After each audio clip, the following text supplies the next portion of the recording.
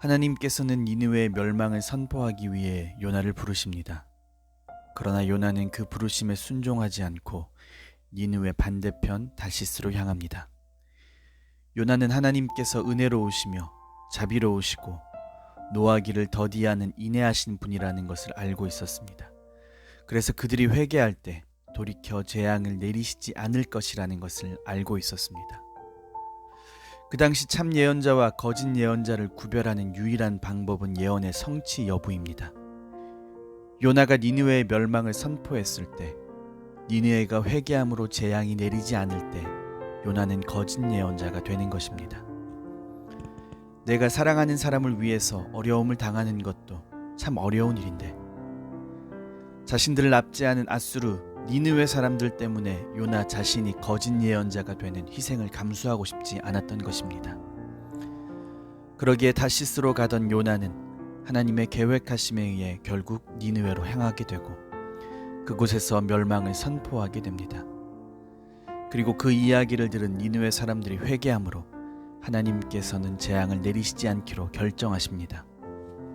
이에 요나는 매우 성을 냅니다. 차라리 자신의 생명을 거두어 달라고 말합니다.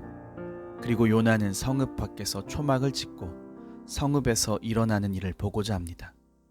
하나님께서 요나에게 박넝쿨을 보내셔서 그곳에서 편히 지내게 하셨다가 다음날 박넝쿨을 시들게 하시고 뜨거운 바람을 보내니 요나는 다시금 차라리 자신을 죽여달라고 하나님께 화를 냅니다. 이에 하나님은 요나에게 말합니다. 너는 아무런 노력도 없이 얻었던 박넝쿨을 아꼈는데 내가 좌우를 분별하지 못하는 12만 명을 어찌 아끼지 않을 수 없겠냐며 말씀하십니다.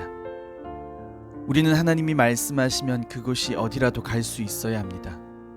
설령 그로 인해 내가 어려움을 겪게 된다 하더라도 나로 인해 누군가가 구원을 얻을 수 있다면 우리는 마땅히 그 길을 가야 합니다.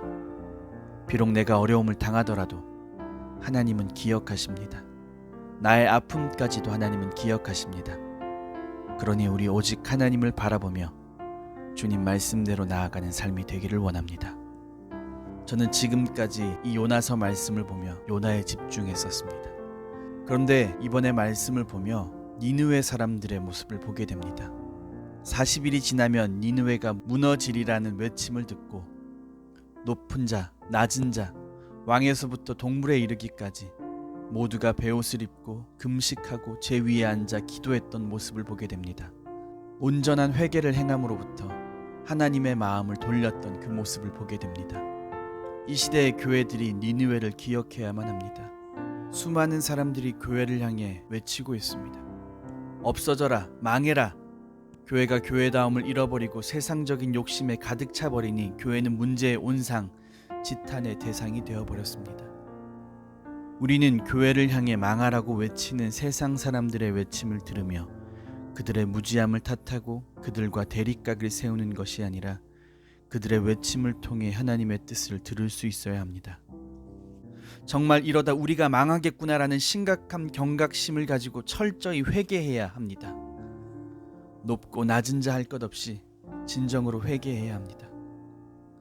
교회다움을 잃어버린, 주의 사랑을 잃어버린 우리의 모습을 회개해야 합니다. 철저한 회개가 우리 가운데 있을 때 주님은 우리를 용서하시고 우리를 다시 세워주실 줄로 믿습니다.